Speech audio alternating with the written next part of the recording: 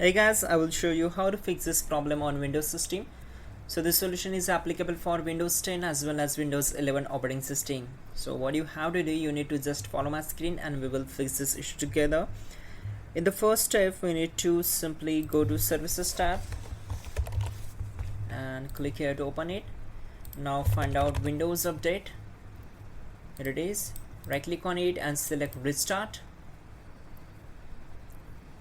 And again right click on it, select properties. We need to set startup type as automatic, then click on apply and then OK. Once done, just close this window, then open settings. Once we are here, we need to click on these three lines and go to Windows Update. Now you need to just go to the advanced options and enable all these four options one by one.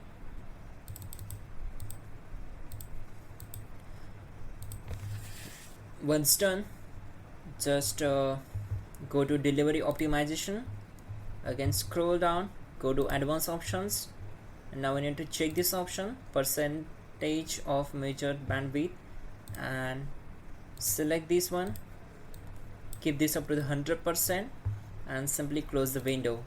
Once done, you need to restart your system and your problem will be solved and you're good to go. You can also check out our description link to fix this issue quickly and effectively. And yeah, don't forget to like the video. Please do subscribe the channel.